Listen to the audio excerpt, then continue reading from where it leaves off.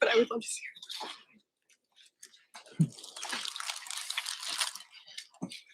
Well, hi, everybody. I'm Bentley Allen. I'm an associate professor of political science at Johns Hopkins University, and I'm also the co-director of the Net Zero Industrial Policy Lab here at Hopkins. We launched the lab in 2013 to support the kinds of strategic collaboration between government and industry that we think are necessary in a world where green industrial policy has really come to be at the center of global geopolitics and macro finance. And our lab really seeks to offer decision makers and policymakers the analytics and the capacity they need to effectively deploy and understand industrial strategies.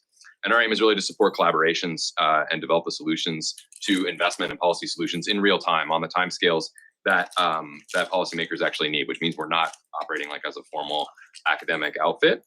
And this work really combines the technical analysis of clean energy supply chains with the study of net zero industrial policies. And we work across supply chains on hydrogen, solar, wind, battery metals, critical minerals.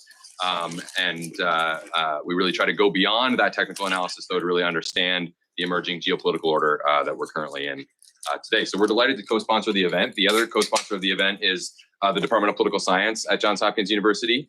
And for the spread on the side, we really need to thank Robbie Shilliam. And if you know Robbie at all, he's an incredibly kind and warm person, and a person of Robbie's brilliance and charm is what translates a staid academic discussion into like a social event by just like ordering a bunch of food and putting a bunch of people into conversation with each other before the event starts. So that was like a really beautiful little moment. And yeah, don't be afraid to go and get food. This is a relatively informal conversation. And it's the kind of conversation that we're really excited to convene in the lab that I hope will cross all the boundaries that you could possibly erect in your mind between the different disciplines and categories of geoeconomics, geopolitics, finance, economics, politics, policy, sociology, culture, etc. So on the stage here, it's my pleasure to introduce Dr. Tim Sahai. He is the co-director of the Net Zero Industrial Policy Lab. He is my partner in the lab. He's a climate policy expert with an energetic social movement-informed approach to government relations. He's worked over the past decade across physics, clean tech, and consulting. He worked as the Blue Green Cities Fellow in the Charles River Watershed Association, really dealing with sea level rise in Boston Bay. He organized housing advocates to lobby for climate resiliency in Boston. He downscaled global climate models. He's also had industrial expertise consulting on projects ranging from pollution in India to direct air capture in Utah to the energy transition in China. From 2020 to 2023, he worked at the Green New Deal Network, where his policy and legislative team became a base of the federal advocacy campaign to win the Inflation Reduction Act and other large climate components of the bipartisan infrastructure law and other legislation. He's the co-editor of the Polycrisis, which is probably, besides Chartbook, like the single best place that is actually tracking what is going on in this space of industrial policy and climate. And his writings have appeared in the New York Times, the Financial Times, Jacobin, Le Grand Continent, and elsewhere. And he has a PhD in physics, and he hails from Mumbai, but lives in New York City. Next to Tim is Professor Mona Ali, who's an associate professor of economics at the State University of New York, New Paltz, where she teaches and researches international political economy, macroeconomics, and macrofinance. She's working on a book on the weaponization of global finance and is a public intellectual with writing featured in The Phenomenal World, The Financial Times, and The Syllabus. And also, she's not a typical academic. She's been super actively involved with groups working on the global debt crisis. The man on the far left, Professor Adam Tooze, I think needs absolutely no introduction. We're really delighted to have him here. He's the Catherine and Shelby Cullum Davis Professor of History. He teaches and researches widely in the fields of 20th century and contemporary history. He started in German, modern German history, but as we all know, his range and his intellect has taken him not only outside of Europe and to the whole globe, but out of the security and the economic domain that he began to take on all of geopolitics and climate change. And we are all better off and grateful for him allowing that intellect and that mind to range in such a way. And I'm really excited to have this discussion. I'm going to turn it over to Tim to get us started. And we'll let them talk amongst themselves for an hour or so, and then we'll bring you all in for the last 45 minutes or 50 minutes. So do stick around and be part of the conversation. Thank you to everybody. Thank you, and thank you all for being here. And I really miss Kate McKenzie, my co-editor at Phenomenal World, where we started Polycrisis magazine together. Kate, if you're watching from Sydney, I hope you're not watching, actually. Get in bed. So I'm going to start out with Early in the morning. it's too early. I'm going to start out with a very straightforward statement. Biden is our first polycrisis president, self-professed. In 2020, he framed his presidential campaign as providing solutions to 4 crises facing American lives: economic turmoil, the virus, an accelerating climate emergency, racism, and after January 6th came a 5th, a crisis of democracy. But what kind of crisis are we in? Is it a crisis of haves and have-nots that makes societies boil and politicians' heads roll? Is it a crisis of collapsing trust in institutions? Who gets to call it a crisis? Stephen Miller, Trump's chief ideologue, has a different list. The crisis is that of inflation, borders, debt, Afghanistan, crime, opioids. Turn to your neighbor and tell them which crisis has most changed the way you look at the future. And I mean this honestly, it's a good exercise. European Council of Foreign Relations did that in Europe. They actually did the polling on that question, which crisis has most changed your view. They did this crisis tribes thing, which was really productive. Anyway, go. And I think everyone has a different answer. So think about that crisis and how it is entangled with the others. Then ask yourself, are crises simply a device by which we ask others to pay attention? Are crises galvanizing? These crises, after all, led to dramatic government policies and action. Are they being weaponized by people who say that there's a constant declaration of a state of emergency as an excuse to basically do nothing, to keep the same systems in place? I mean, look around you. And then the question of compounding interactions.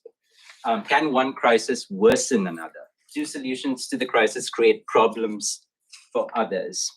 And a good example is interest rate hikes to combat inflation, in turn cause global debt explosions.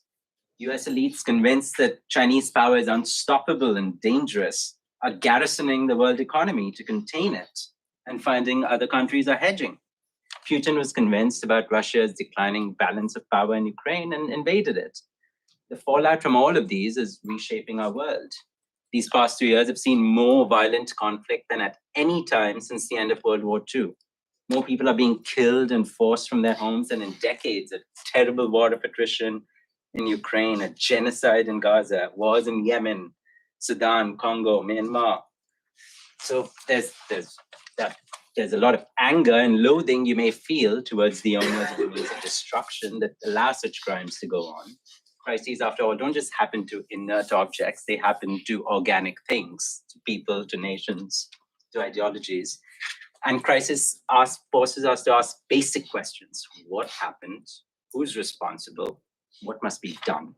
So every crisis comes with a crisis diagnosis. It comes attached with the politics. It comes attached with narratives. And there are, the perennial questions of politics: who pays, who profits, who's left behind. And in the 21st century, we know there's not going to be any return to normal. We now live in a world of fat tail risk. So shocks are going to whack us one after the other. So add some 21st century questions. We are now 24 years into the 21st century.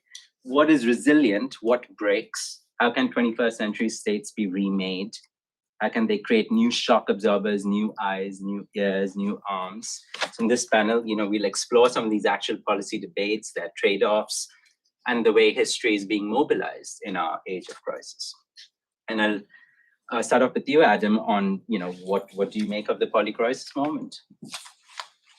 I just want to start by saying thank you to Bentley and the team at Hopkins and SAIS for having us here, and congratulate you two on this lab that you've got going. It's really hard to imagine a better team. It's fantastic combination of vision and gritty, detailed knowledge, and then constructive vision for politics. Really hard to beat the combination. It's really a delight to be here and to see what you've got going on. I think for me, I have this slightly torn relationship to the polycrisis, because I believe two things, and I've struggled to reconcile them.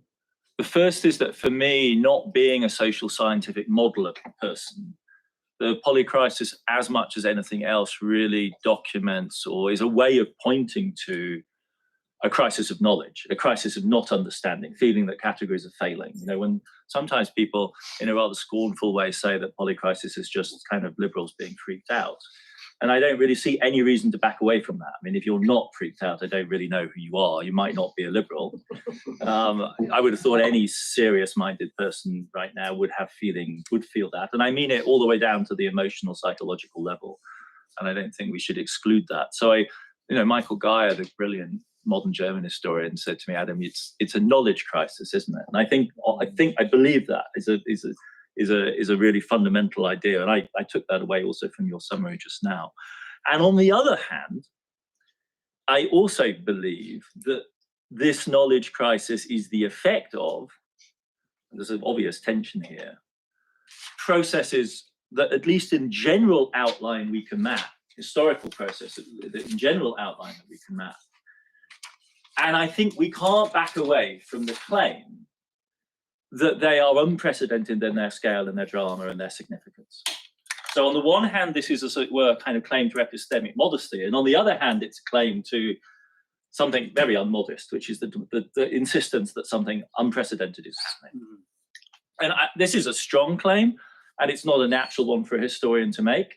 And there are many different ways of running this. And so one lot of people would say, well, polycrisis, all major crises in history are poly, right? Going all the way back to the Marxist diagnosed great crisis of the 17th century, that was poly, surely.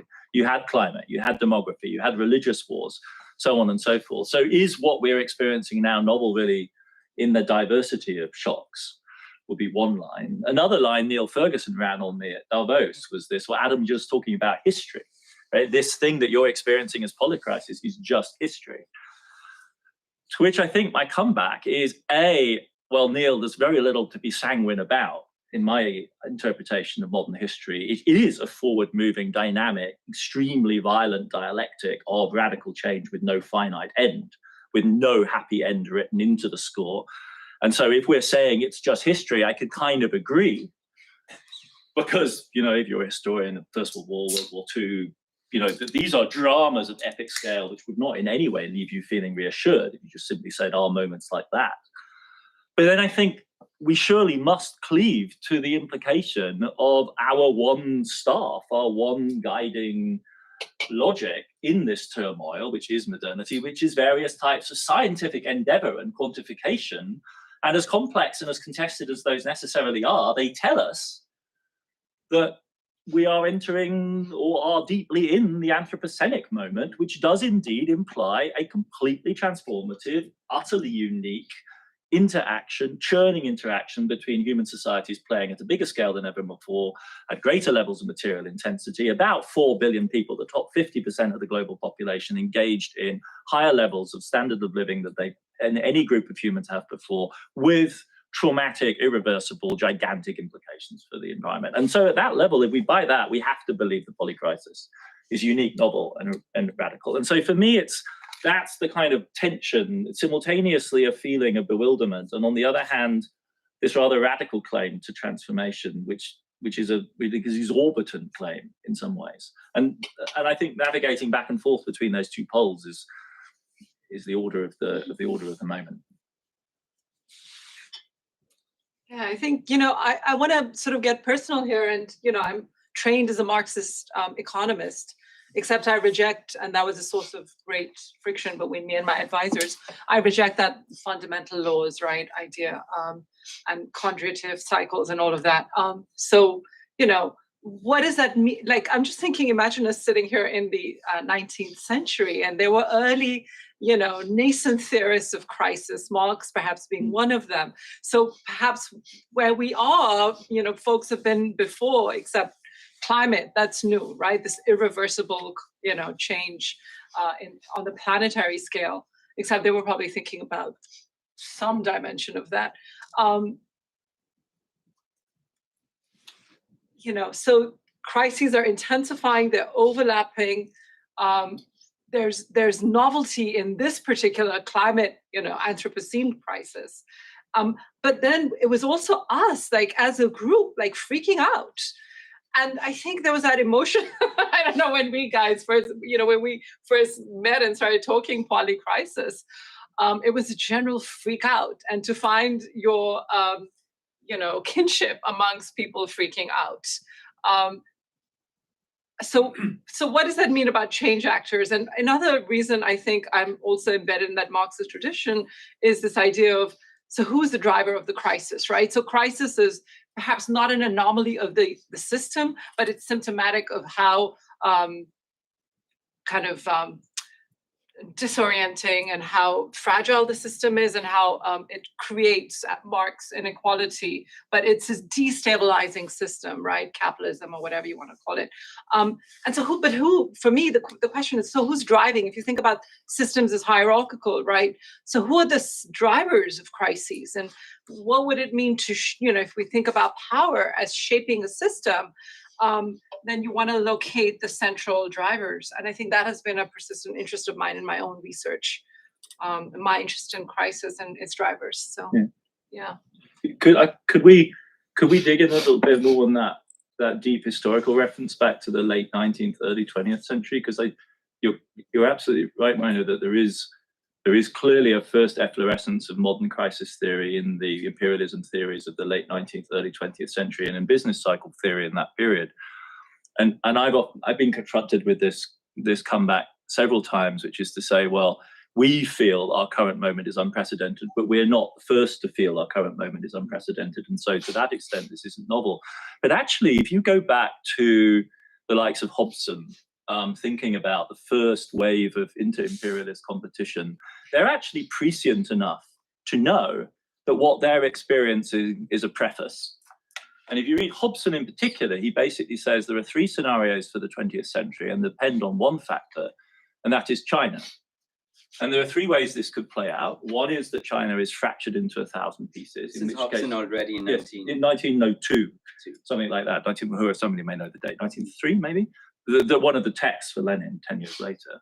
So the three scenarios for China are: is it fragments, in which case it creates this vacuum of power; is subordinated by an imperialist power, Japan, presumably, presumptively, in which case that power becomes the dominant driver; or it emerges as a powerful national republic, in which case it changes the game irrevocably.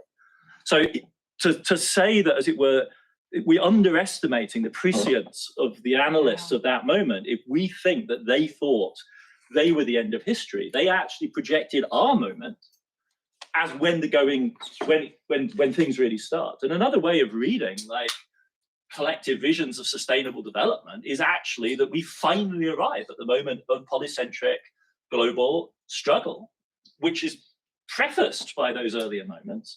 These analogies between Imperial Germany and China, in all due respect to Imperial Germany, and as a German historian, of course, I'm quite invested in its history, but it's peanuts by comparison to the transformation of global power wrought by the resurgence of China in the late 20th century, right? So there's a sort of failure of imagination, and we shouldn't attribute that to the analysts of imperialism 100 years ago. They could see that our situation prospectively was more serious than theirs. Can I pull this back into one of the big sort of master narratives going around, is the return of geoeconomics in the year 2022 or thereabouts? What is the history of geoeconomics? Why were economics and security just pulled aside into two different fields? Is there sort of a moment that, as far as I can tell, it's the end of the Cold War, where you get stitching together of the East and the West, the famous George H.W. Bush speech in the New World Order of, we are finally at a moment where we have to actually create an architecture that stitches together East and West, North and South. Is that the first sort of moment where we have a big geoeconomics active power political project to create a global architecture? Or basically, why are we thinking of this as a return of geoeconomics? Is this new? Is this something that we first tried to put together in the 1990s? Is it being blown up because of the rise of multipolarity? Where does this sort of separation come from?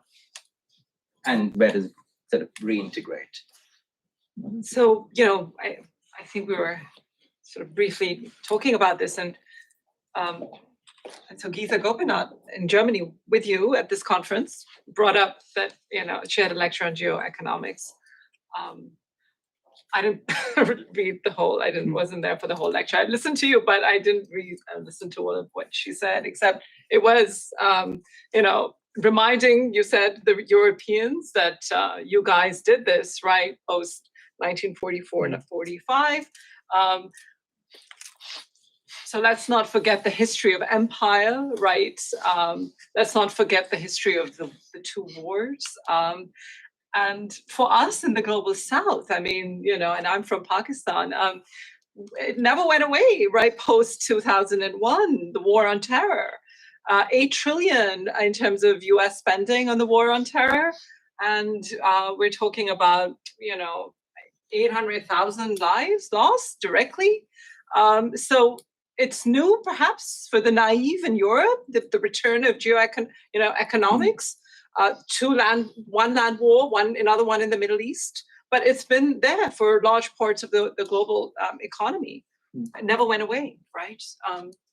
Yeah, I mean, I think one way of thinking about it would be to say that, and this is an analysis of liberalism that is shared by people from Carl Schmitt to, say, Jeff Mann in his book about Keynes, is that liberalism's essential move is to create separations between the public and the private, in the domestic division of labor, between science and non-science, between politics and economics. And in stable periods of liberal hegemony, you get this clear separation, which is extremely convenient for the purposes of those who have had the power to instantiate that separation, who at that point, of course, are quite happy to bury the underlying power structures that generate the separation. And one way of thinking about the current moment and this discourse of the return of geoeconomics is it's symptomatic of the collapse of those separations. And you can think of at least 3 domains in which the West more or less explicitly played this game, and the one that's most actively discussed in Washington for a while now is the convergence play on China, so that you could, as it were, remove the politics, remove the geopolitics, let the economy and trade and financial integration do the work. The other one was the German play on Wandeldichhandel with Russia, so you build Russia into networks of trade and you hope this will move. And the other is the Shimon Peres New Middle East play on the stabilization of the Middle East, the burying of the Palestinian question within a wider economic integrative project of the 1990s. All 3 of them are basically trying to an indirect approach, if you like, to an underlying political problem which gets buried within the economics field. That will work so long as you can keep the economics and the politics separate and prioritize the economic. And another way of reading the Polycrisis would be to say, in domain after domain after domain, both domestically and internationally, those separations have collapsed. The neutrality of monetary policy would be another one, right? The pretense that monetary policy interventions are neutral, quote unquote, which has this strong technical definition which separates out political choices about policy from the precise interest rate structure within a bond market and pretends that you can do a separation between the two. A classic separation move. It collapses once you start doing QE at really big scale and buying private as well as public bonds. And so in the international sphere, what you would see is all 3 of those wagers on depoliticized economic integration moves collapsing as a result of the powerful vested interests of groups that can see through the strategy and see its underlying power political logic and expose it. So China, Russia, and in this case, Hamas, that decides that this encircling move will indeed, in the end, essentially bury the Palestinian question and notably the situation of Gaza. And so you then use this spectacular act of violence as a way of blowing that open.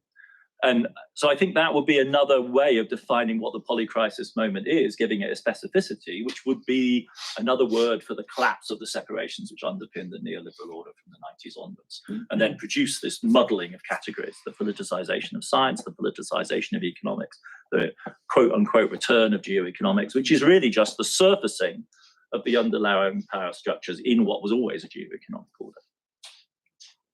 And so that sort of brings us to the question of, so we've collapsed these tools. We then have a bunch of tools that we're going to use to create new orders.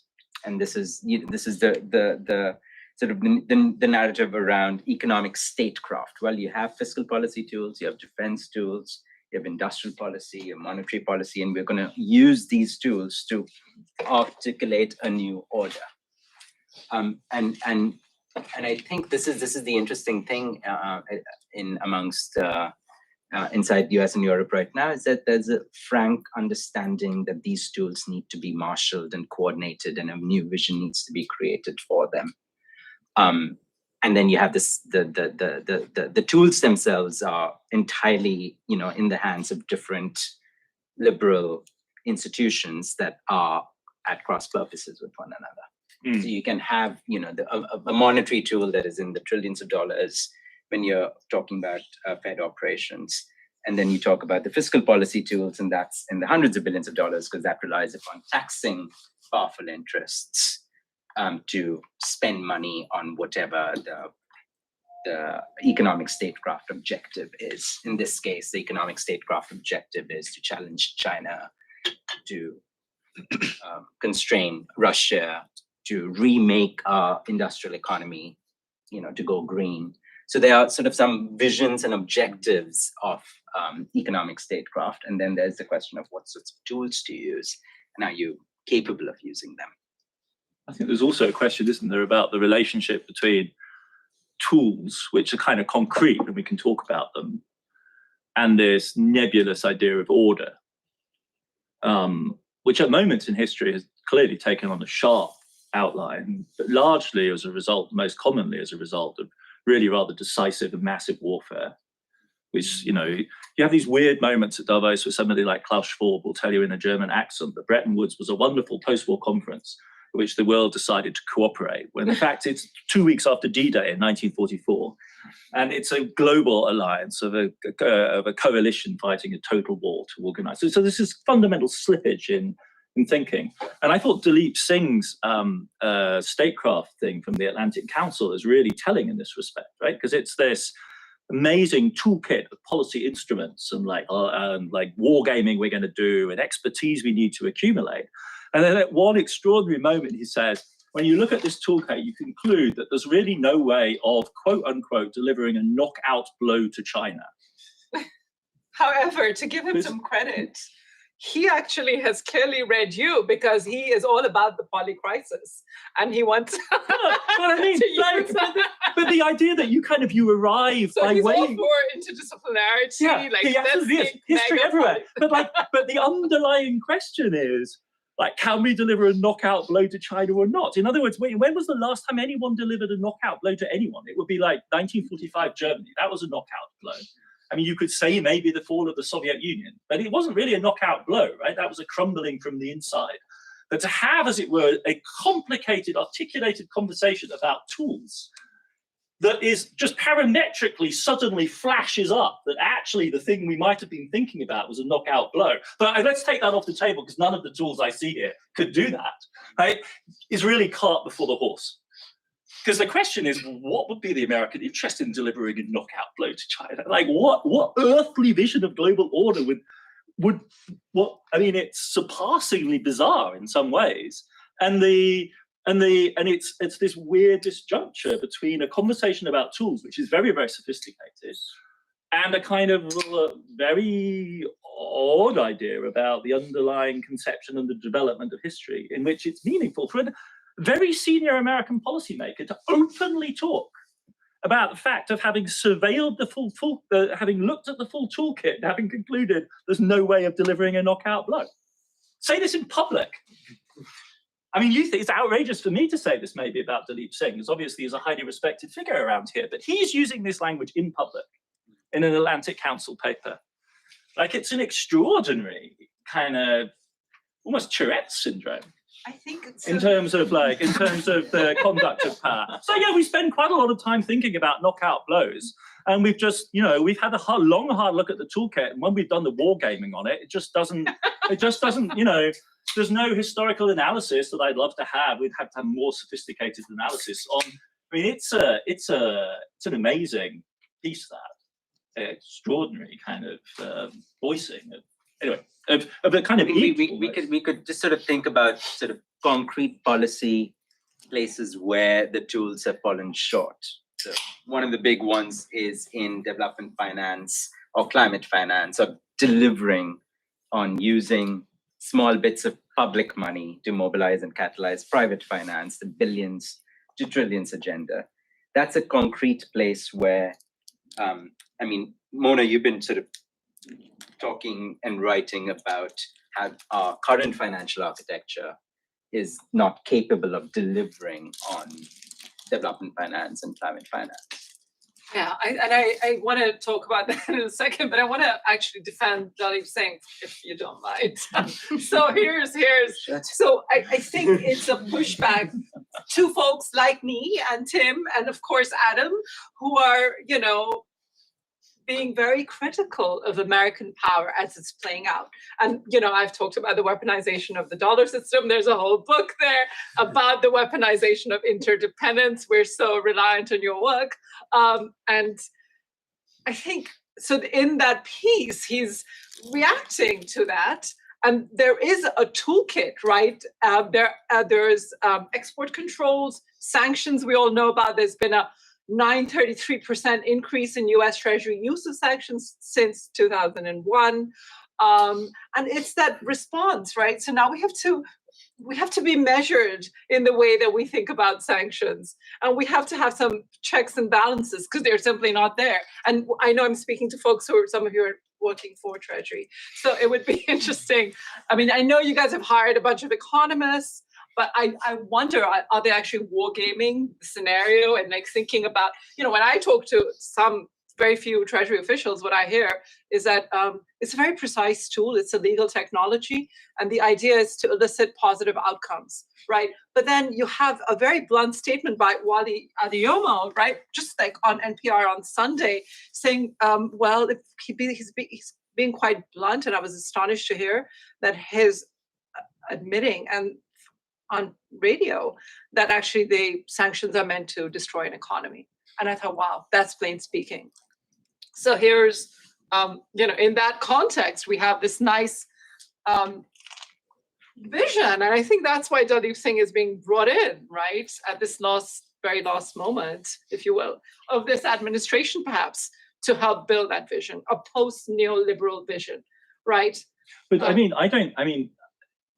since we all agree these tools are there, they're all de facto power structured anyway. We all agree on this, right? The remarkable thing is not that, or its open discussion, or his suggestions earlier in the piece that this needs to be a disciplined practice. It needs to be regulated in various ways. But these flashes, as you're saying, of this other vision, which goes to Tim's point about order. Yeah. Because that is not delivering a knockout blow to China. You can think of it many different ways. That's not an ordering move. That's an antagonistic, agonistic, warlike kind of imagining. Likewise, you know, this vision of destroying economies by sanctions. Yeah. Like, so that's, I think, what's really sort of fascinating about the current moment is that there is a sense of disorder. There is a sense that we need to have a new toolkit. There is the sense that this requires a politicization. And then when you go to the politicization, what suddenly surface are these practically apocalyptic kind of ideas of the sorts of scenarios that we might have to contemplate. And America has played those out, as you were rightly saying, for a long time with regard to small places that can just be trashed.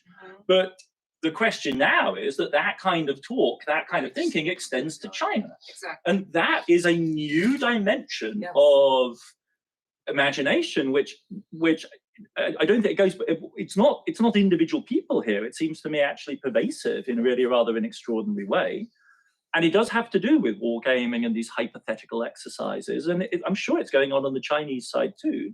But there's a frankness about it, as you're saying, that's really very remarkable. And I think the reason why it's worth bringing up is that it means that this conversation about tools actually has an ordering idea maybe, but also quite possibly a disordering effect, right? So this is this question of exactly where should we locate these kind of power practices? What are they? Are they efforts to stabilize? If you think about central bank, the Fed doing like massive liquidity support, it's exclusionary at certain levels. Indonesia won't get a swap line, right? Russia certainly won't get a swap line. India won't get a swap line.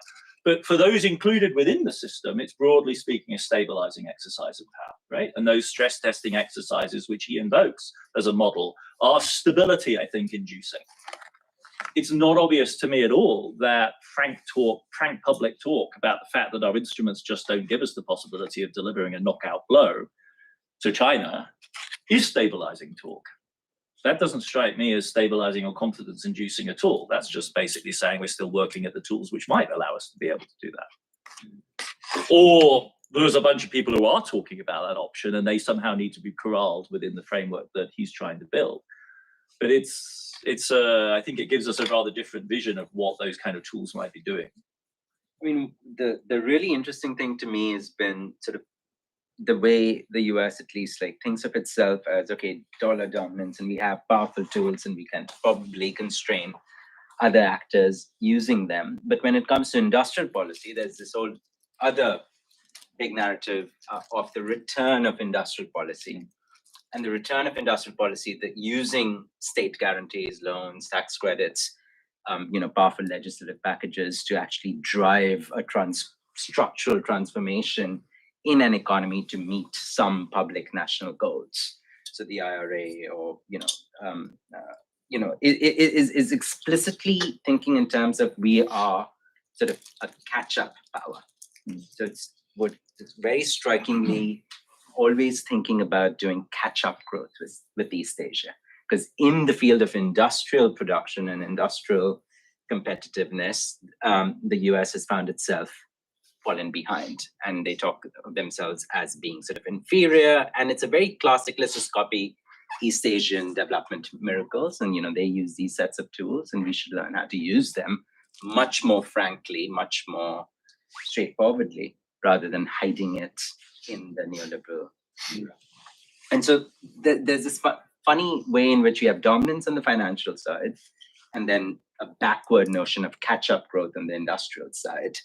And that, your talk yesterday was largely thinking through the Asian centrality of the Asian, interconnected production web that has been spun out, which is an Asian power project post, roughly the Cold War in the 70s and 80s, which is we need to learn how to live in peace with one another. China gives up its radicalism, gives up its radical world policy, and says we're going to switch into a development agenda of stitching the economic peace together within Asia. And that is, the return of sort of the Asian complex, factory Asia, broadly articulated by Japan, Korea, China, spinning this web together. So there's this funny way in which American elites look at that and say, wow, we do want that now. We are really struggling to catch up with you guys, and therefore we need to do it in a much more aggressive, front-loaded, large manner. But you've been sort of pouring cold water all over it. Yeah, let me not do that anymore of that. Let's go in a different direction, but picking up on that industrial policy point. Because yes, I think you can pour water on it. It does seem to me historically anachronistic to believe you can reverse the last half century of the reorganization of the global division of labor. I do, but I think surely when we're thinking about polycrisis in industrial policy, the place to go is more towards warp speed and vaccine development, and that kind of demonstration of the way in which you could say it's a faute de mieux type of strategy in light of our failure to master the polycrisis shock of the pandemic by social distancing and various types of socioeconomic device, though one shouldn't underrate the way in which macroeconomic policy work. Monetary policy and fiscal policy together have huge potency. They basically, there was no unemployment in Europe because they did the job furloughing scheme, and in the United States, the real incomes of median Americans went up despite a historic surge of unemployment, and child poverty halved. Like, there are a whole variety of different things we can do with that fiscal monetary policy mix. But that is classic macro policy. Where I think industrial policy in the broadest sense comes in is surely in the drama of the vaccine race and this extraordinary, unprecedented investment and pace of development in what turned out to be the silver bullet. And precisely because I think the governmental capacities and the capacities for collective action are in many cases and regard to many questions quite limited. And I would include in that the project of mass reindustrialization in the United States. But on the other hand, we shouldn't underrate the ability, there's the huge significance of black box, tightly packaged, hugely important, potentially transformative technologies like that. And that would seem to me to be just an essential reserve capacity of crisis management that governments around the world, societies around the world should be investing in an order of magnitude larger than they currently do. I mean, furthermore, in terms of job creation and the sort of vision of socioeconomic reorganization that would be implied. That's, for me, the development of a much, much larger research and development base would strike me as a much more attractive, in the biomedical sphere. Hopkins would be a demonstration of it. Like, in what is the better future for Baltimore? Is it reindustrialization or building out the science base there? I think the answer is pretty obvious, and the opportunities are huge. And even like laggards like the UK within the advanced economy world can, I think, see and made very major contributions during the crisis in sequencing, for instance, because the UK has a very, very large molecular biology base and a lot of sequencing capacity. So I think there are a lot of opportunities in that kind of space, which are precisely not societally transformative, right? Because I think that, to us, in a sense, is a will o' the wisp, and to do it by way of industrial policy, particularly so. The Green New Deal was much more promising in that route because it went down the care economy, spoke to the actual diversity and complexity and femininity of the American working class. But this sort of technologically focused silver bullet industrial policy, I think we just need to invest in it much more. Like, Warp Speed just shows us how huge the returns are to comparatively modest investments. And given the risks and the complexity and our modest ability to cope with them, I mean, even the Trump administration produced, Warp Speed in the vaccine. So that's telling you something, right? As shambolic as they were, they actually got us quite quickly across that hurdle. So that's where I would have more hope, to be honest. Yeah, I find it interesting, our devotion to certain things, right? Which is finance and security, right? And how about channeling some of that public, like not only just the trillions that we spent with the swaps, setting up new, very innovative facilities just last year with the bank term funding program. You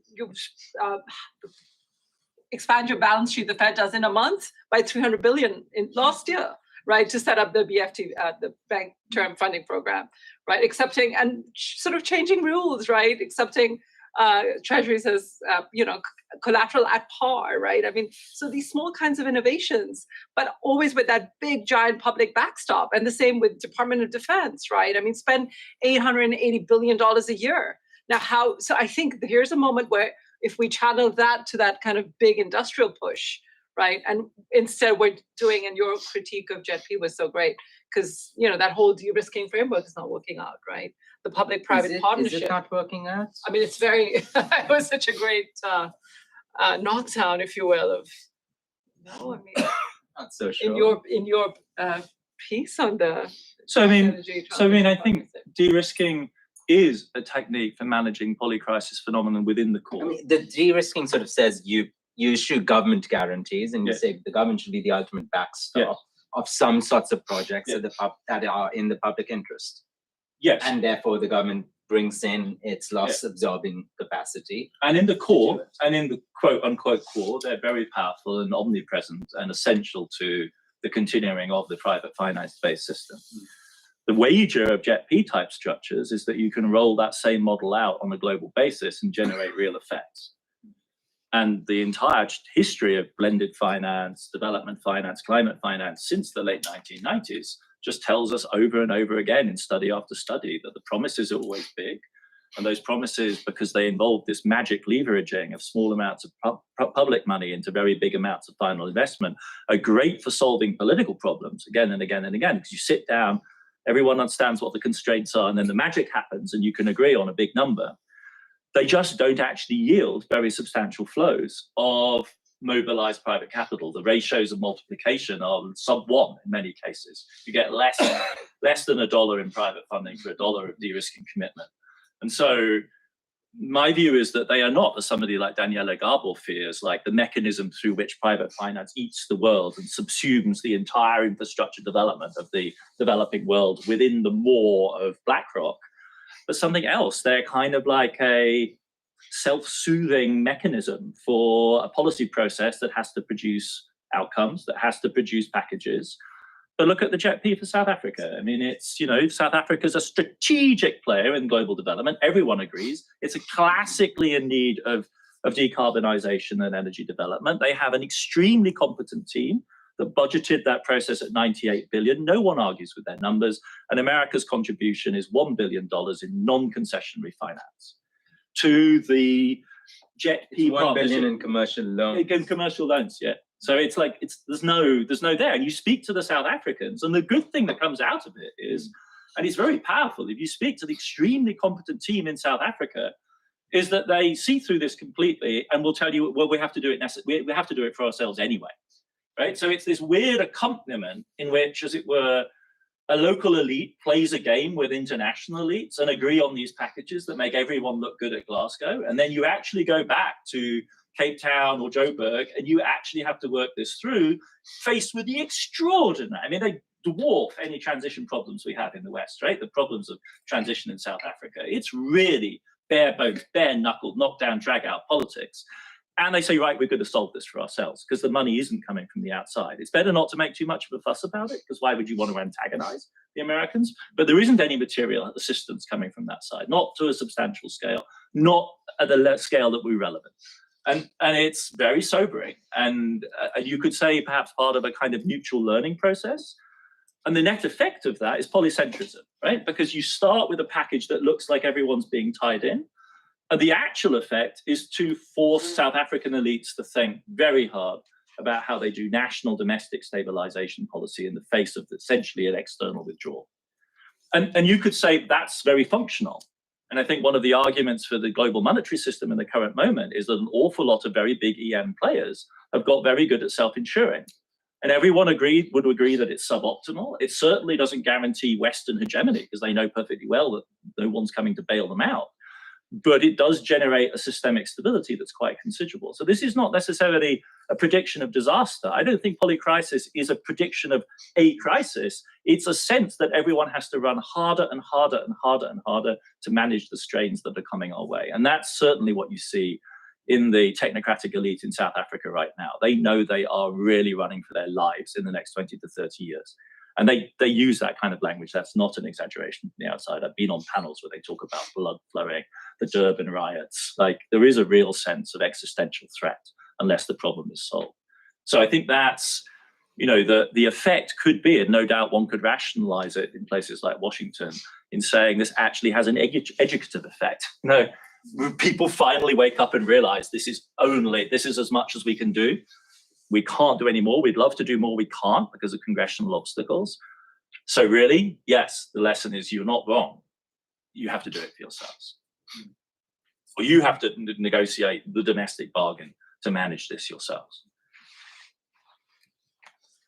Yeah, I was thinking about that sovereign loan guarantee bit in the thing, right? And so this idea that he has, which is kind of niche to I mean, I'd never heard of it in the way that he had, and he's written a paper about this. Have you guys heard about the sovereign loan guarantee, right? So this kind of idea that the US issues guarantees. The US will backstop. It's classic de-risking. You know, but so yeah, the US will backstop sovereign debt. And without, I mean, there's no thing about, you know, are we going to put conditionalities on that? But I guess it's the whole friendshoring, right? So we might, but I think that's a response right now. You're talking about South Africa, of just how bad things are. I mean, we're dealing with a debt crisis that is, you know, mega. I mean, we haven't seen something like this in 20 years. And you're talking about the net flow of funds, right, from the South.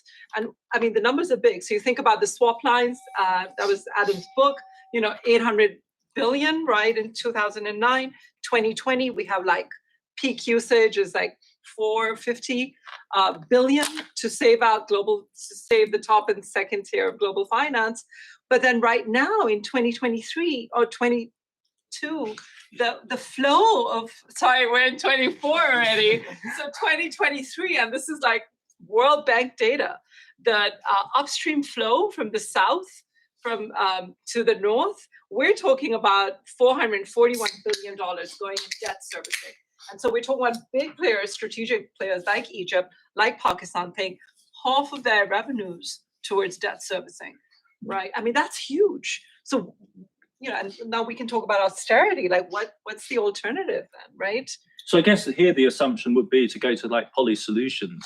But what happens in the case like Egypt is there are too many local regional players interested in Egypt to allow it to fail. right? So the solution doesn't have to come from Washington. It can't come from Washington. It's not going to come from Washington. It's actually going to come from the Emiratis, who'll suddenly discover there's a slice of Egyptian real estate they quite like to pump $35 billion into.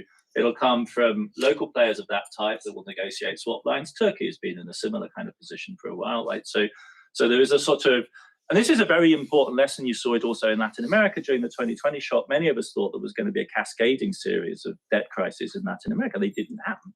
The IMF was quite innovative in creating very rapid credit facilities, and players like Brazil have very, very substantial reserves that allow them to manage those kind of crises now. They are hedged around with costs. These are very suboptimal strategies. They are absolutely, and this is your point you made, Tim, like very much local elites managing their local risks of these projects to a considerable extent also, with very, very serious trade-offs in costs domestically, Mexico being the most extreme case, right? No debt crisis, but also essentially no stimulus and no support for the population with a huge surge in poverty. But these management tendencies, it's not as though, in a sense, and maybe another way of putting this might be that the polycrisis is not just something afflicting the masters of the universe in DC, right? The sense of instability and threat is much more capacious and mobilizes counteracting management, crisis managing strategies all over the world on the part of people who have very big stakes to lose. And so, but the consequence of that is just this acceleration of the pace of governmental effort. So it's more a move from rules to tools, as a colleague here has this great phrase to describe, Matthias has this great phrase to describe the evolution of European policy, from a system where you could, in a sense, expect it to have a kind of regular dynamic that could be regulated sensibly by a rule-based system, to an increasingly ad hoc effort to cope with crisis after crisis, some of those crises being produced by the crisis-solving efforts of other powers in the system, whose interventions radiate out through the whole system. Classically, in the 2010s, massive QE in the core, driving yields, chasing into emerging markets, and Brazil then managing that flow by introducing various types of capital controls and macroprudential stuff that were tantamount to capital controls. And then the IMF in the integrated policy framework under Gita Gopinath actually trying to re-civilize that, if you like, bind that back into a logic. And I think that's the sort of the logic, which was that the IMF no longer anathematized capital controls, no longer anathematized the buildup of absolutely enormous exchange reserves, didn't protest against exchange rate management, saw the virtue of macroprudential regulation as a way of coping locally with capital flows. And I think that's the kind of process that we're going to see more and more of.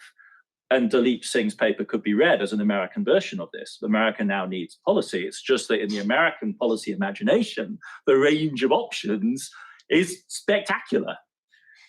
Even if they're being excluded on practical grounds, the range is so gigantic that it itself becomes then a destabilizing factor, as the war on terror did. So that was a risk. That was a sense of risk that then required a huge American response, which then became itself a destabilizing force. So that balance is going to be, I think, the kind of statecraft. I think he's right to be looking for ways of disciplining and moderating this statecraft, but to look at the level of tool, and from that to infer the impossibility of delivering the knockout blow to China gets the, as I say, it's the putting the cart before the horse. Maybe we can sort of end on the whole question of order and instability and what sort of construct. Okay, so there's from what you're telling me is that there's stabilization efforts against polycrisis happening by a range of actors all over the system, and particularly in a multipolar world, lots of actors have resources and own capacities to stabilize themselves. But then also counteracting possibilities like Hamas's. When other people are trying to make the economic peace in the Middle East, that kind of actor will say, well, that's not the order that I want to see. And so we'll launch this kind of strike from a very asymmetric position. So in that sense, what should the positive vision of, giving other multipolar actors sort of more space and room to experiment with larger poly solutions? Because right now they all feel very constrained in the global sort of austerity, global shift towards austerity. Most governments that have a pile of debt are now servicing their debt by paying larger and larger amounts to creditors, as you were saying, the money going upstream, and cutting back on health budgets, education budgets, any kind of firefighting capacity or social resilience capacity is being ground down, which ends up reducing their ability to deal with future shocks. So there's the middle powers that seem to have enough own resources to sort of self-stabilize. And then there's the lower and middle income countries that just are becoming even pushed back, and their sort of buffering capacity eroding. So where does that sort of leave this whole sort of maybe stabilization in the core, maybe stabilization in multipolar middle powers that are dealing with the US or dealing with Europe from a position of strength and demanding, access to technologies or various sorts of goodies that they feel that they can get at this moment of where their alignment and where their sort of alignment can be bought out by transfers of technology, by transfers of credit. I think you could have that kind of story, right? You could have a polar. I mean, it's too soon to tell. We're beginning to map this new terrain. I quite like a kind of polarization story of like a new hierarchy of players. I mean, the other story to tell, surely on the basis of current experience, and Mona, you're referring to it, is that, I'll put my historian's hat on and say that this is also going to be dynamic over time. So, one would be tempted to say that sub-Saharan Africa was a zone where this kind of splitting is going to happen very, very intensively. And one could pick out the cases where you would expect, as it were, this increasing intensification of pressures to produce deteriorating circumstances. But that would be too pessimistic a narrative over the last 15 years in Africa, right? So because there are these phases in which, though many players, like the Ghanas of this world, for instance, or Kenya or Tanzania, gain access to private capital markets in ways which fulfill, for a period of time anyway, the fantasy, or well, not the fantasy, I shouldn't say that's pejorative. They fulfill the idea of the incorporation of new players into private capital flows. And then, and that has real effects. That has real effects. It's visible in the GDP numbers. It's visible in a whole variety of different metrics of development. It is not simply a fantasy. But then, as it were, when you hit a bump in the road and interest rates suddenly move, those are also the vulnerable players that get split out. So I think we need to probably account for both, as it were, cumulative logics of separation that split one group of players from another, but also a temporal dynamic which periodically expands the range of those who are included within growth clubs and convergence clubs and access the capital market, and then can quite suddenly shut that door. And that has been the experience of Africa in the last 2 years, right? Where, as you're saying, there has basically been a total stop to new lending. And as a result, a very, very substantial reversal in the capital flow. So that wouldn't be a division structurally, it would be a division over time. Who can permanently access markets and who only has temporary access to markets. And a lot of the more constructive thinking going on in the in the MDB, in the IMF and World Bank, is about how to smooth that out, how to prevent those kind of shocks. And if you were constructively minded and what you were trying to do was to manage these risks, you would do what the proposals are out there. The progress is just very, very disappointing. The proposal would clearly be to increase their balance sheet capacity, A, and then B, reduce conditionality and create a whole variety of flexible lending programs, which the IMF has been trying to do, which would allow you to buffer and would avoid this kind of pro-cyclical cycle of hitting the buffers and then having to do these fiscal cutbacks, which, as you say, further reduce resilience. So the ideas are there, but again, it's a question of whether you can actually mobilize around very substantial increases in that balance sheet capacity. And it comes back to the same sort of questions I've been asking about the JET-Ps. It's not that we can't see the problem or that it's not possible within the existing framework to devise constructive answers, but it does depend on and it depends on the difference between the Pentagon budget and the Fed's balance sheet, because the Fed's balance sheet is very flexible and you can conjure $1 trillion here or $1 trillion there.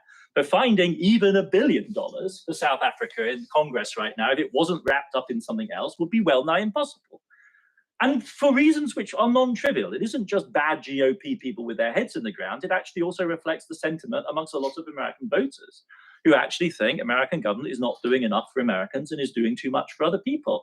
And you can kind of see why in light of the state of much of America. If you lived in Baltimore, you'd think that regularly, I would have thought. And somebody was saying, in fact, that their recent experience of Joburg made the informal economy of Johannesburg seem quite attractive by comparison with the impossibility of doing that in Baltimore. Now, that's at some level perhaps a false equivalence, but these are the questions which arise at the current moment. So that chain of logic is very constraining.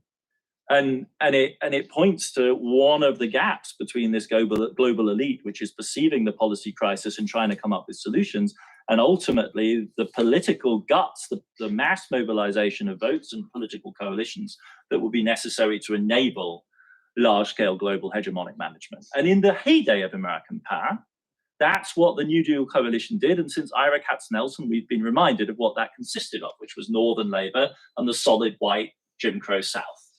That was the condition under which American power was most effectively harnessed through a powerful domestic coalition. Now, there have been other moments in which it's been possible, but that is the quintessential moment.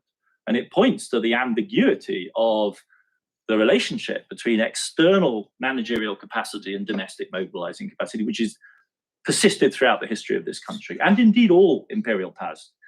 Britain never attempted global hegemony on the same scale, but its coalitions too were at times profoundly contorted, if you like, in terms of acting as a global stabilizer in the domestic coalitions that were necessary to make that possible.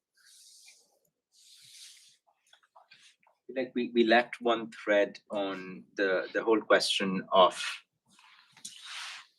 it's sort of like a fundamental question, is if we can't actually, is American, what's the burden thing of American leadership sort of holds the world together, he says, right? So are these unintended consequences of American power and dollar dominance and not being able to wield the congressional majorities together to actually try and stabilize the system? Or are these, in other words, is the US going to be a force of instability in the Polycrisis, or is it going to be a force of sort of at least some action to constructively try and re-stabilize and recreate some kind of an order? Is this the question that, I'm sure most of us in the room are thinking of with the possible return of Trumpism or whatever Biden term 2 might look like, is what is the space for room for action here?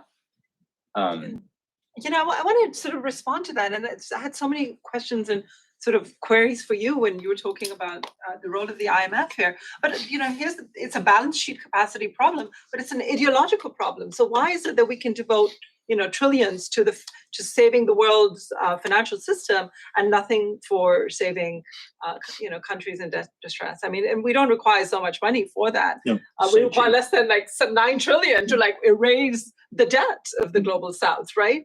And Dalip is a very curious take on this, which is the idea, and I think you might find this funny, but this idea of a global sovereign wealth fund for the United States. That's really funny. When you can create money out of thin air. You don't need a global sovereign reserve because you produce the dollars, right? Other people, they hoard them. That's why they have their reserves. But we can actually print the money. So why can't, for me as an economist, it's like, why can't we think big? What is preventing us? And it's ideology that's preventing us from thinking in terms of trillions. And you've emphasized that, in terms of climate. Right? Let's start thinking in terms of 8 trillion a year. And it's, let's wrap our minds around that. Right? Why are we so reluctant to do that? In terms of the SDRs, right? Stephen Padwana in the room. We have how much? 800 billion in unused SDRs. What's preventing the United States? Right, which has 162 billion right now, and that was the 2009 plan, right? Let's devote 100 billion. So we can wrap our minds around these big numbers, and then yet the law, as the way it's written, because some of these things require changes to articles of agreement of the IMF, is sort of our, what's stopping any movement, right? And so it's also a legal question in many ways, but it's a hegemonic question. And now there are options and there are geopolitical blocks. And so countries are saying, well, no, thank you. We'll go to the Gulf states, right? So whoever can provide condition-free autonomy. Well, it's never going to be condition-free, but I think that geopolitical blocks are actually, they can be productive. Yeah. There's no way that Americans can save the system. It's just simply not capable. Well, You know. and just to wrap up, like America, name an advanced economy society in which the polycrisis is more manifestly at work within it. America is not external to the polycrisis, surely, as we saw during the pandemic crisis, during the pandemic. I mean, it's one of the societies most driven by fundamental differences over how we relate to risk, how we understand the role of science, what the role of government is in people's lives. And it will go back to that very big historical vista I opened up at the beginning. And for me, really hit home when I was writing that book, Deluge, about the aftermath of World War I. And as a German historian, you do habitually position America in the hegemonic role, and you ask yourself, why does America not stabilize the world? This is kind of the argument of my book about Nazi Germany. It's the failure of American hegemony that opens the door to Hitler. But then you get to actually thinking about why the Senate blew up the first effort at global ordering through the League of Nations, and you suddenly realize that, in fact, America's entry into the history of modernity, or indeed America's history, since it's a modern history, is so violent, so contorted, so special in its own way. The Germans think they have a special history. Try the American version of this. And that is still rumbling through. And on top of that, there have been these moments in which power has been articulated in a grandiose way, in a really dramatic way, much more dramatic than the British Empire was ever able to do, even in its pomp. The 41 through 1953 debt deal, maybe through the 1960s moment, is a kind of unique moment of articulation of power at all different dimensions: politics, culture, soft power, hard power, military, economic, financial, industrial. And it sort of overshadows everything since, because we imagine that's what power looks like. But it's extraordinarily exceptional in global history, and it's entirely exceptional in America's history too. And the current moment is, as soon as civil rights kicks off, those coalitions that stabilize those massive Democratic Party majorities just disintegrate. And we are still effectively living within the blowback from half a century later to that disintegration of that governing coalition. And that means that the polycrisis is acting within this society. And you're absolutely right to say the Biden administration is the first polycrisis administration, because they formulate it that way. Their list of crises is China, climate, Black Lives Matter, and Black rights, the American democracy, right? That's the list. And it's all those 4 points, as though they were all part of the same thing, right? It's both inward turned and outward turned at the same time.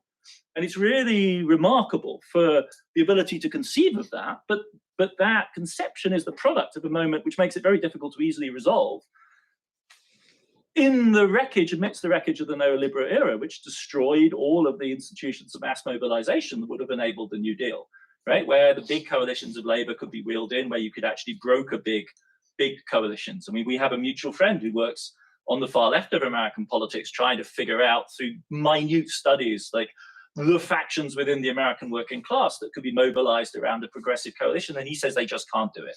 There's just no way that you can make that coalition work. There are 6 different groups, constituencies within this 60% of the American population that just don't go together in a logical way. It's profoundly illuminating on the one hand, but also frustrating. And I think, for me, therefore, the analytical take, it's perhaps not terribly constructive, but the analytical take has got to be to insist that America sits within it, not outside it. And like all the other players in the system, therefore, the American elite makes its efforts at stabilization, both internally and externally. And because it's so powerful and its systems have such ramifications, some of those moves are globally stabilizing, but many of them are not. And that I think is the kind of, it's a bland general statement, but I think that's the kind of analytical frame within which to think this moment. And I would read Dilip Singh's thing as like symptomatic of that, because it's a prise de conscience. It's a realization that America needs statecraft. But then it runs up against all of these obstacles, and then against this extraordinary fantasy of total confrontation with China that we can't do, but it sits there. Maybe this is a good time to bring everybody else in. Yes, Henry. Sorry, so I'm going to pull a classic, more of a comment than a question. It is in response to something that Mona said, where she asked a question, so I kind of feel like it's not entirely unfair.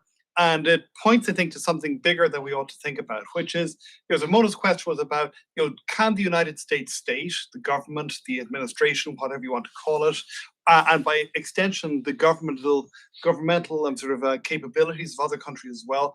What do they have to actually implement this? And one of the things that really struck home when Abe and I were writing that book that you mentioned very kindly is how much on the outside the US government, when it comes to these core capacities, it looks like this massive juggernaut crushing all beneath. But from the inside, it's like 5 or 6 different people running around frantically from lever to lever to lever, trying to pull and hoping to God that the right thing is going to happen. Treasury is much more sophisticated than the rest, but Treasury screws up. There's this classic moment where they sanction Rusal without even thinking, without realizing that this basically aluminum is kind of a little bit important to the European car manufacturing industry.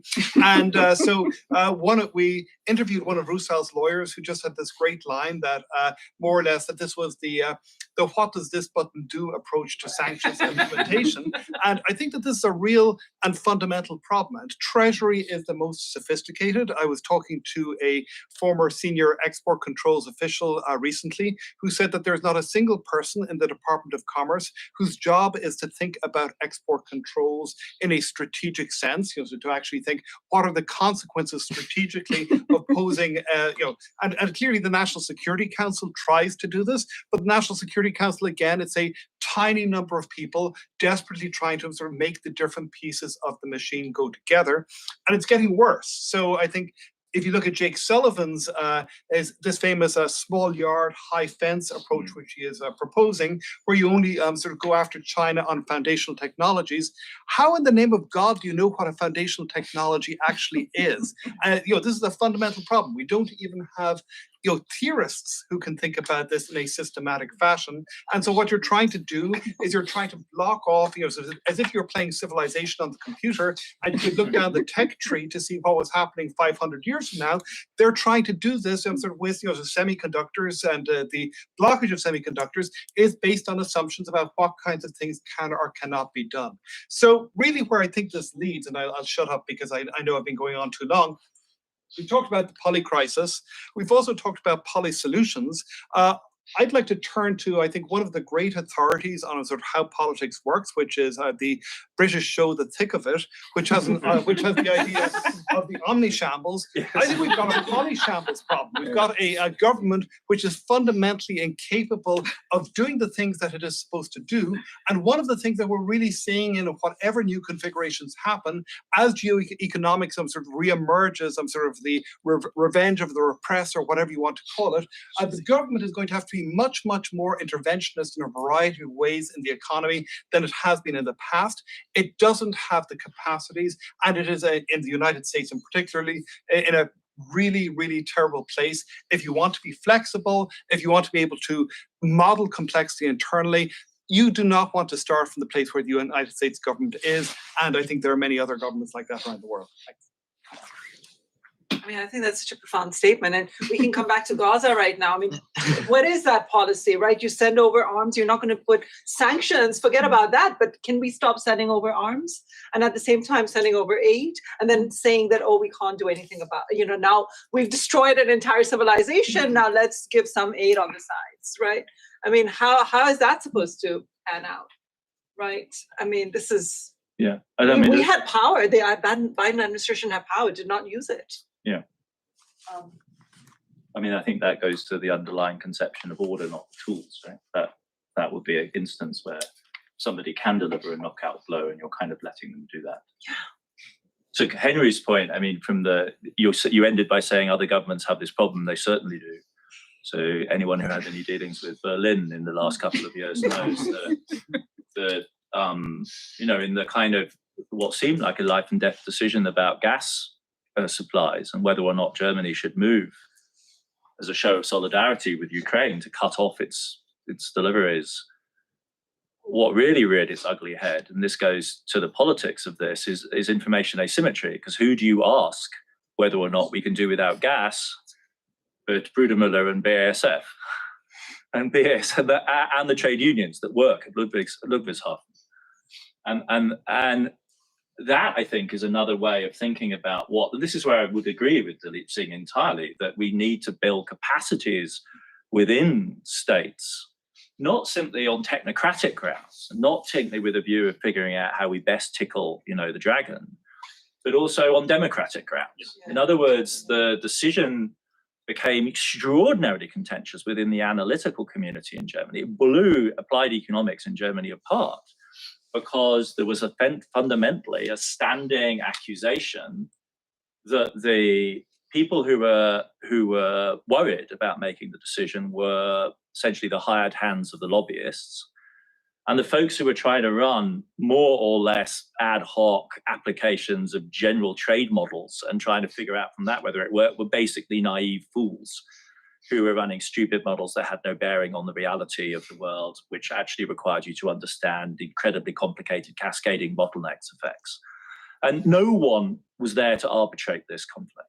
Like, no one was there. And that, I think, is where preemptive investment by democratic states surely will pay dividends, because there are going to be questions of legitimacy that arise in these sorts of situations. And the only way to manage those is highly sophisticated analytical capacity that's quite transparent, that's quite public. In the end, the gas commission that folks like Isabella Weber were part of, I think, helped to stabilize this, but they were not prepared.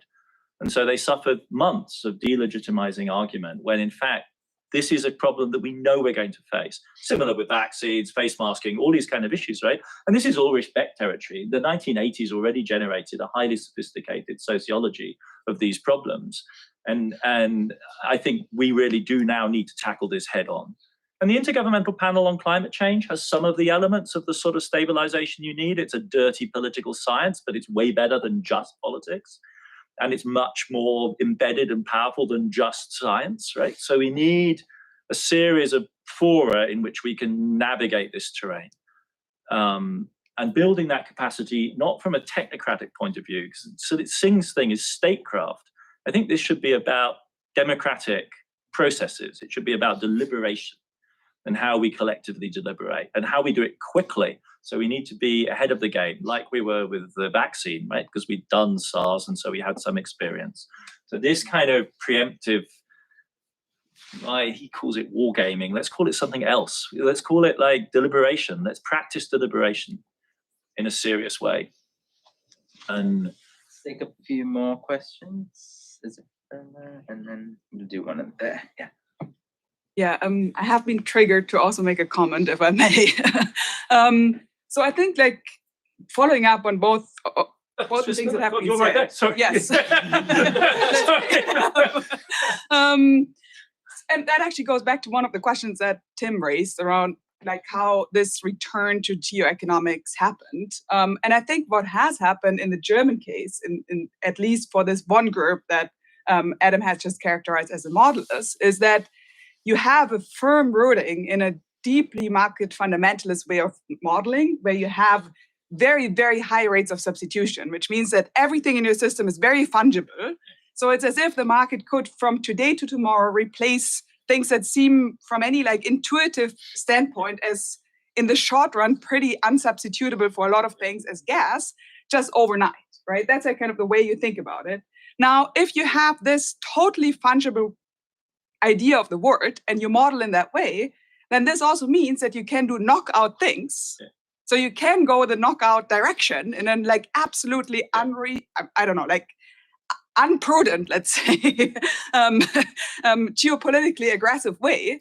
And it appears as if this will not have major economic consequences. So the follow-up of this model that they had for the German economy is now actually on total decoupling from China. Yes, absolutely. And they come to the conclusion that total decoupling to China will only have X fairly small number of GDP loss for the whole German economy, which is, on my mind, both absurd, but shows you how this like marriage of security and this like kind of wargaming logic with market fundamentalist economic models can lead to extraordinarily aggressive kind of outcomes that anyone who would be prudently thinking about things like the availability of steel or aluminium or computer chips or any of these kind of things would not even be considering, right? And maybe one very short anecdote from the gas situation. We actually had the same question there, right? Like, if there was no gas, what would this mean for the economy? And one of the questions that I raised was, I mean, how about the supply chain for drinking water? no one could really answer that question, right? So that is scary. I mean, there was no state capacity to tell us what are the critical inputs to maintain supply chains, for example, for critical medical supplies or drinking water, where again, you have this neoliberal state capacity erosion that leaves you completely naked in that kind of a situation. Just to double down on what Isabella's just said, I have literally heard one of the authors of this chain of thought, which starts by running a gains from trade model, and then you eliminate Russia. So it's a model designed to do long-run, micro-founded assessments of gains from trade. You take Russia out and discover it has relatively small welfare losses. Then you run that same model on China, and it's like 3.5% of German GDP. And literally, at least over dinner, the follow-up is, and if we ramped up Bundeswehr spending to where the Americans would like it to be, we'd easily offset that GDP effect. In so many words. And you stare this person in the face and say you're basically advocating a full-blown Cold War military Keynesianism. And the odd thing about them is like, they don't go, oh yeah, actually that's the agenda. Yeah, now you mention it. So there's a kind of naivety about it. I do put it in the, well, we figured, we tried out knocking out China and we just couldn't make it work. So we're not going to do that, right? So as we exit like this bubble of the neoliberal frame, there is on the one hand a kind of relish, almost bloodlust of now we're going to be realists and Henry Kissinger's back and we're going to do all this good stuff, right? Where we're going to play the things together. And then there's this crippling naivety. That's what I meant about Tourette's syndrome. If you're actually serious about screwing the Chinese, you don't publicly say that we've gained a total knockout blow and instead we're trying this other stuff. If you feel for real about it, that's not how you talk, right? So there's this extraordinary, and it's very symptomatic at the moment, in which we're just not habituated to this conversation of how you manage these kind of, it's a little bit like the herd immunity moment in British government at the beginning of COVID. It's like somebody sat down and gamed it and thought, well, yeah, just have to have enough people die and then we gain herd immunity. And like, what could possibly go wrong? But it's that train of thought you spelled out literally there. The lady there, in the black. Hi, I'm gonna stand because I can't see everyone. So I have kind of a wacky question, but it's Friday night, so I'm gonna ask it anyway. So I have a question about how you're theorizing tools here in this panel. And Adam, what you said really struck me. So tools can be ordering as an idea, but disordering in terms of effects. And for some reason, I can't help but think of like a parallel in literary theory, reader response theory, right? That like the author's intention doesn't really matter. There's a death of the author. There's multiple uses and interpretations of the text. And it seems like that's actually what's happening in how you're thinking about tools as well, that they can be created in a certain kind of environment and a place, but can be put to multiple uses. And so this point that you're making about rules to tools, I think is really interesting, but I guess I have kind of a concern, which is like what happens when tools are done really, really well in a place with really, really bad rules, right? So a place that's like very anti-democratic, there's like reliance on coerced labor, there's so much growth, but that's a result of reliance on coerced labor. So yeah, I was really shocked that like democracy didn't come up until like at the very end of this conversation. So I'd love to hear your thoughts on sort of like how you understand like tools and rules and nation states and democracy and, just the casual things like that. Just do one more, I think. Yeah. I had a short comment question. So Mona mentioned the SDRs, and I think that's a perfect example of something that is extremely important and goes completely unnoticed and has enormous Could you just speak up a bit? Oh, yeah. If you could get up there. So the special drawing rights of the IMF, okay, hardly anybody knows about it. There's almost no press coverage. It's the biggest thing, the biggest amount of aid that has ever happened to the developing world, probably in 70 years. And it came with no debt and no conditions, which has never happened before from the IMF, okay? 209 billion to developing countries, not including China, more than all the aid of that year. And again, without debt and without conditions. Okay, and I'm going to give you 30 seconds of how it happened, because you have to go to the Hill and ask people there, and the people in Treasury won't tell you, but everybody knows it there, okay? It happened because Congress, twice after Georgieva made her speech at in March of 2020 and said the developing world is short about $2.5 trillion in reserves, And we went to Congress and immediately got a bill passed in the House for 2.8 trillion. And it was only because Treasury fought this all the way.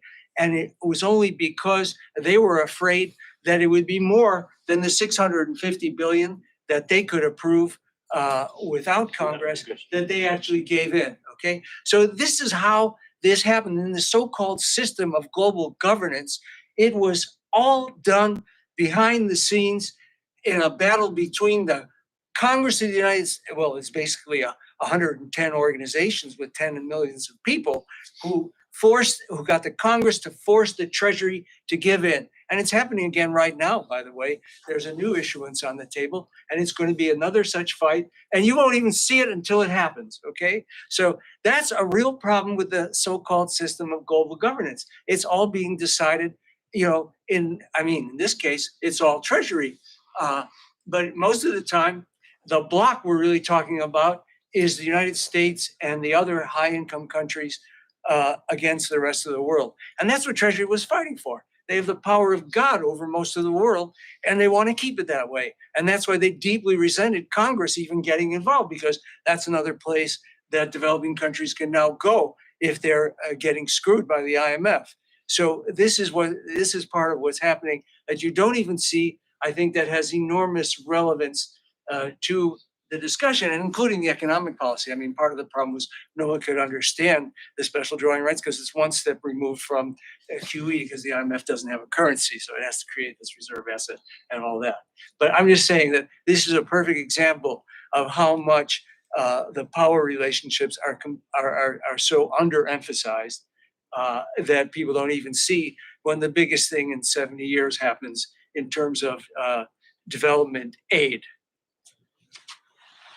Anybody wants to take up the question about sort of social democratic, where's democracy in the Polycrisis, and how do you actually create resilience and state capacity? I mean, I actually think that, social democracy is itself a sort of a machine. It's a machine of taking inputs and creating new state capacities depending upon new problems that societies face. So I think there's like social democracy, it's in and of itself is a tool to create new government capacities. And it's a question about, can you actually mobilize enough people, and can you actually win political power to then create buffers or create sort of, the classic example that I go to is always Bangladesh, which is a country that suffered gigantic cyclones, total destruction, 500,000 people dead in 1973 when the country is born. And then they decide on a never again policy.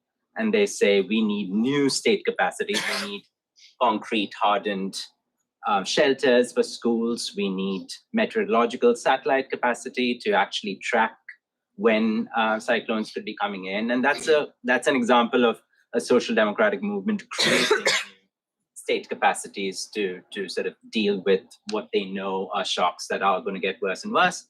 And the result of that is Bangladesh suffers very, very few deaths every time there's a cyclone, and there's in the tens or in the low hundreds of deaths, and certainly not anything like 500,000 people dead as at the beginning of the state. So I basically think that there's a lot of room for democratic input to create sort of shock absorbers.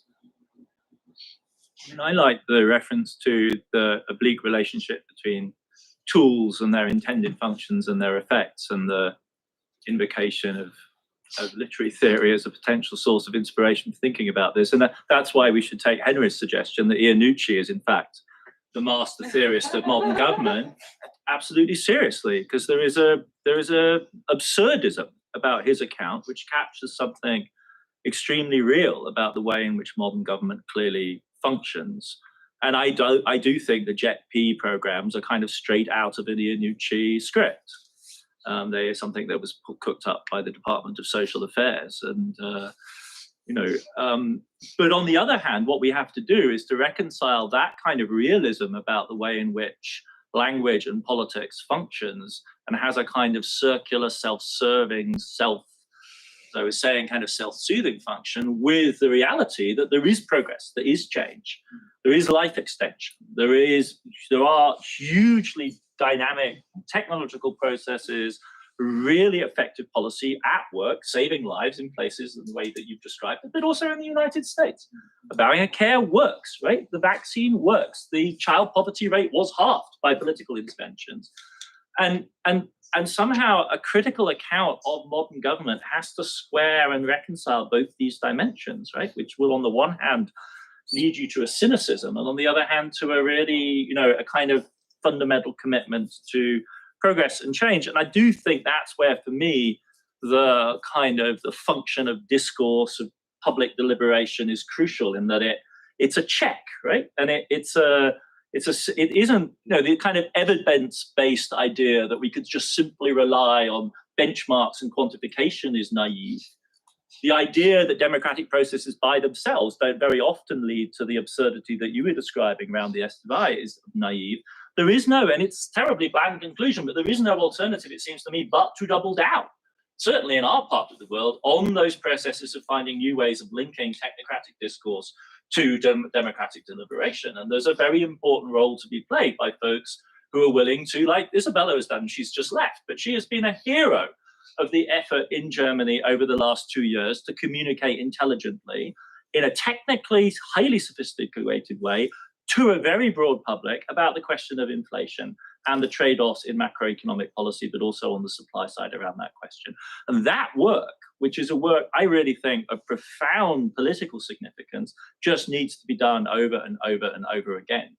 And there's no alternative to that. It's a Deweyan program, you could say, in the history of American democracy. And it doesn't exclude the effort to build statecraft cadres and the sort of thing that schools like this do, and that Dalip Singh is obviously a key exponent of.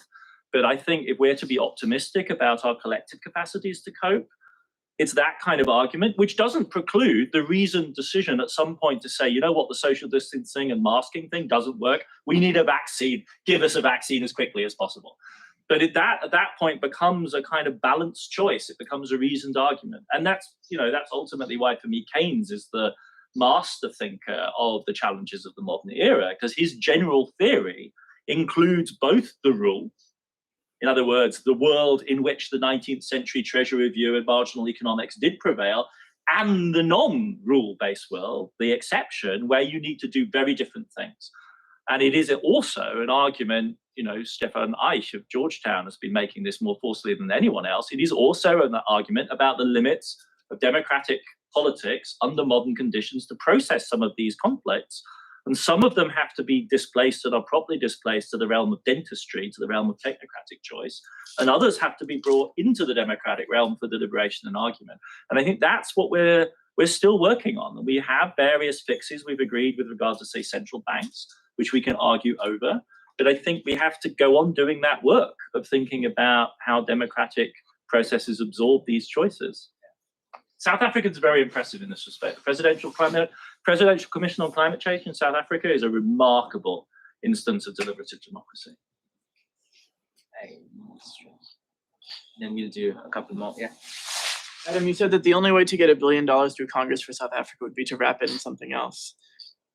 Is it possible that when someone like Dalip Singh says deliver a knockout blow to China, it's not a slip of the tongue, but it's more intentional and instrumental? And what someone like that really wants to do is create jobs in America or decarbonize or get to press the big red button or pull the fun lever. And the only way to do that is to wrap it in this cloak of anti-China.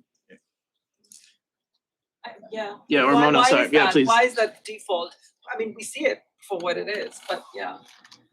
I mean, maybe in American history, that's been the way to get things done. You need the big foreign book. Yeah, I mean, you would be able to comment on that. But the disappointment is how little buck you get for your bag in this case. I mean, that would seem to me to be a trade-off, which I think a lot of people were willing to go along with, coming from the left, outside the Biden administration, with the trade-offs, right? You sucked that up because you thought that would unleash a bipartisan commitment that would allow the stabilization of a green energy transition. It hasn't worked.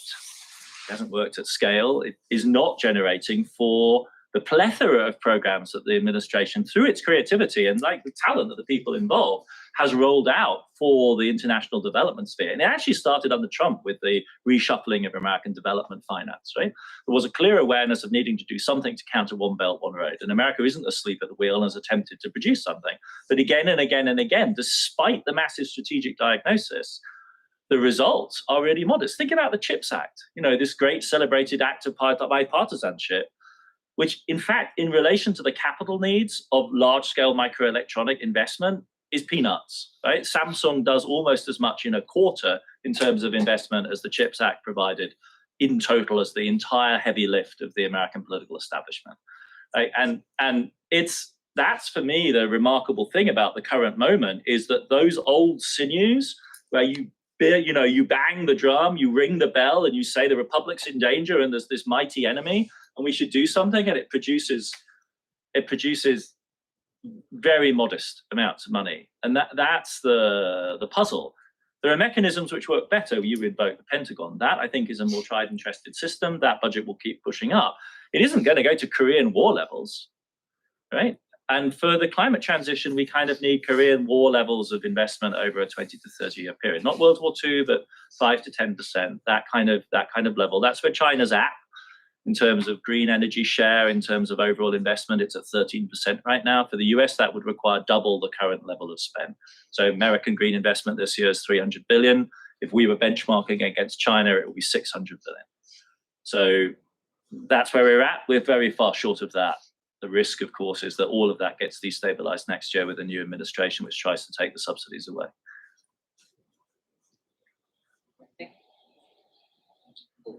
Oh, so you had a question. Well, I could definitely ask a question. I mean, to me, the interesting thing about the conversation is this movement between tools and orders, and I just want to kind of try to wrap all that together. So, like when you mentioned BASF, the German chemical giant, what's interesting to me is that they were able to get just a few months ago, they were able to get LNG at $7 an MMBTU, which is $4 above the U.S. national gas price, right? Which is actually pretty close to what the Russians were charging the Germans prior to the invasion of Ukraine, right? And so up until that point, I and lots of people were really worried about German industrialization. Yeah. But I was like, wait, if Cheniere can give BASF LNG at about the price that the Russians were charging, then I think German industry is going to be okay, right? And that also led me to think about whether or not we're in this like exceptional moment or not. Because if we think about the post Second World War order, the US had this enormous centralization of power, but it wasn't like it was spending outside of the Marshall Plan. It didn't spend a ton of money on American hegemony globally, right? But it still became hegemonic in Latin America, in Southeast Asia, in these other places, I think largely through limited funds that were made available through Exim and other kinds of tools that were on the table at that time. This is more of a question because your knowledge of that financial history would be better than mine. But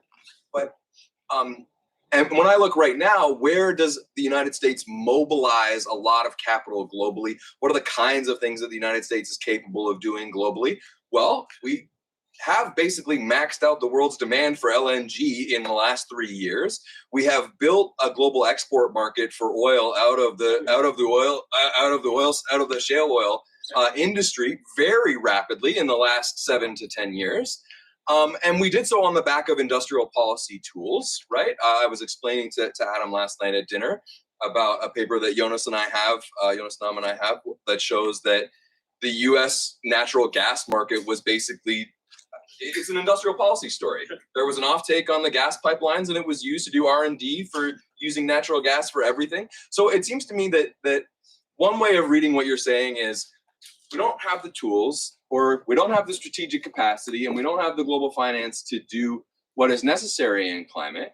But another reading might be, well, actually, we have everything that we need. We just haven't gotten it all tied together in the right way yet. And this is what I was going to say about the literary comment. Like, it's not just that the tools might be misaligned, right? Or the tools might not be right, but it's our understanding of the tools and the way that those tools are pulled into a narrative, right? To take us to like the meta level theory of IR here, of international relations theory, right? On one hand, we could tell the perfectly realist story, right? That after World War I, we did not have a hegemon, so we did not get order stabilization. That would be the international relations theory 101 story, right? After Second World War, we did have a hegemon, therefore we got stabilization. Right now, we do not have a hegemon, therefore we will not get stabilization just on basic power grounds, right? But the constructivist story, the story of the tradition that I was trained in, right, is that it greatly matters whether or not there's a compelling narrative that you can actually use to unite nations around. In the post-war era, it wasn't just American finance that was pulling in those countries. It was the story that America was and could be the future of the world and should be the future of the world. It was the promise of democracy, the promise of American identity, the promise of the defeat of the Nazis and the victory of liberalism, and the kinds of things that had massive effects on Europe were setting up business schools on the American model in Europe. That was the kind of thing that had a really big effect for American hegemony, right? Anyway, I could keep going in this narrative, but you see where I'm going, and you're out of your chair, so you're ready to respond. Well, the one that I was waiting to see whether you'd say it, but the other organizing ideological glue is anti-communism. Yes. Yes. Very, very powerful anti-communism, which flared after World War I, first in the Red Scare, and then is really the organizing commitment to all of those other good things that you mentioned. But surely the succinct explanation for the difference between the modest resources deployed for green energy, which have had an effect after all. They've raised American investment in renewable energy to 300 billion. This is non-trivial. And the gigantic effects produced in the fracking case is simply that the one goes with the grain of the existing political economy of the United States. And the other one doesn't exactly go against the grain, because there is an emerging green energy lobby in the United States, but it's just not as powerful. And even within the Democratic Party coalition in the form of Manchin, it faces skeptics who demand very, very large side payments to even agree to the modest amount. And then you get tempted by the siren song of the policy optimizers, the Jesse Jenkins and the modeling teams in the background, telling you you only really need to ask for X to get the effect that we need. So you ask for X plus a small amount, allow yourself to be bargained down, and then you settle at that level, which is good politics, but it is Swiss Army knife politics. In other words, it's really the politics of crisis management with minimal tools. And that may be that all that's possible. It's also a politics that is covert, if you like. You don't run the climate story, you run the good new jobs story, the industrialization story, to achieve the effect that you want to achieve. And it is, I think, the best strategy, probably, maybe the only strategy in an incredibly hostile environment where your majority is wafer thin, your internal coalition is divided. And the difference between that and the everything above, Obama welcome and embrace of frack gas as a solution to knock out coal is is very strong. It's very striking. And that's really the economical answer of those, the simplest answer for the difference between those two policies. As for BASF, the remarkable thing is, regardless of the fact that the gas price has gone down, they're still shutting all their German production, right? So the end of German petrochemical industry is now, and it's driven by long-run trends. They see that where the future is, and the future is in China, and that's where they're going, regardless. They will then have to devise some complicated corporate structure so as to divide out the Chinese business. But if you're in heavy chemicals, why would you stay in Europe? I mean, that would be the question that you ask. And as you say, the figure of 7 gives the lie to the idea that the Russian gas was ever particularly cheap. It was always much more expensive than Henry Hub, right? It was just doable.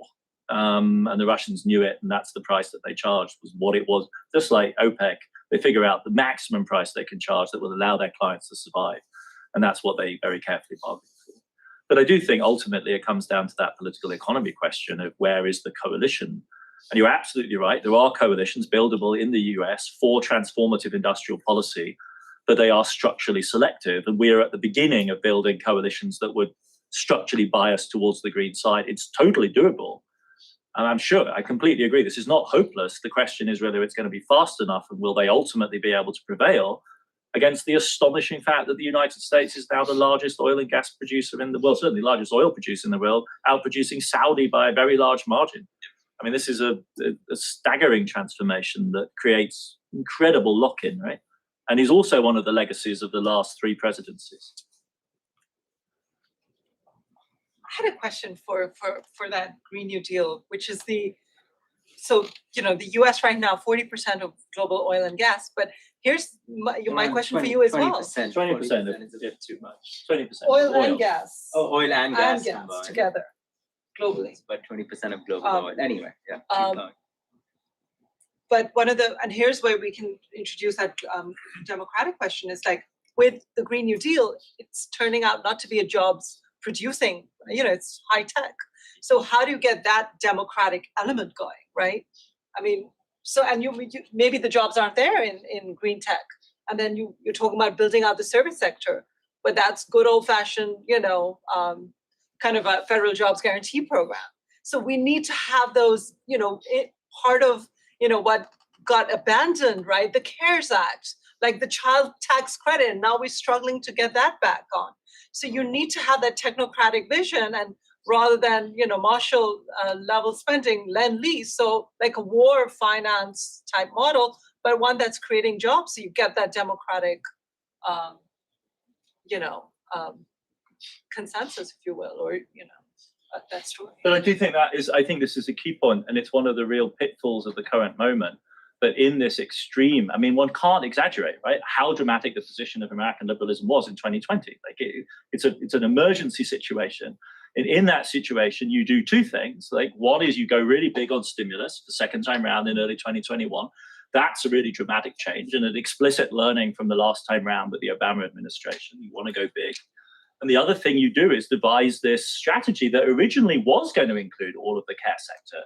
I mean, the original Build Back Better program has the Green New Deal DNA, which is centered around the care economy, does speak to a much larger segment of the working class. And instead, what you end up with as a result of bargaining is this Swiss Army knife policy, which all of a sudden has to do all of these things. And I don't deny, I think it can do the technology side. Is it going to transform the condition of blue collar America? No, it can't possibly. Nor will the CHIPS Act, right? And nevertheless, you cling to that story because that's the story that maybe gives you hope for the midterms and then gives you hope for the election, because that's where you feel you're going to get the payoff. And I think that's a fata morgana ultimately, because it's not acting on large enough pieces of the puzzle, and it's certainly not strategically targeted. We know the vast majority of the money has gone to hopelessly red states, and very, very unlikely to generate very much spillover. At least that is what the polling is telling us right now. So we could be facing, and this is really the grim news, surely, we come to the end of this year, there's a Trump victory, and there is a comprehensive backlash of both elements of this policy, both of which were in their own right highly constructive. Right? We have a Larry Summers-inspired critique of the excessive stimulus of 2021, which gave us inflation, and we have another type of critique which says the targeted industrial policy that was supposed to change the composition of American society and build voting blocks failed. And we would then really be, I think, back to square one. And to my mind, one of the tasks of the next 12 months or so is to prepare for that backlash, because after all, that's a very likely scenario, and to actually think through positions which defend against the possibility of that comprehensive rollback. Because for its ambition and its comprehensiveness, by the Biden administration could also be condemned. Because in the end, it on the current polling, it has not delivered. It has not delivered voter confidence specifically on the economic policy side. This goes to a profound dilemma, which Isabella has been working through more carefully than anyone else. What are the politics of inflation in the current moment? That at least is where the critics will go. They will go to the claim that you didn't actually address the thing that hurt people most. And right or wrong, the struggle within, I think it could be Carter levels of bloodshed within the Democratic Party ranks in the aftermath of this. Well, I think in the same way, perhaps, that American Green Coalition building is in the first quarter, this conversation feels like it's in the first quarter and not in the last. So we'll just have to invite Adam back to finish it again at a future time. Please join me in thanking Adam.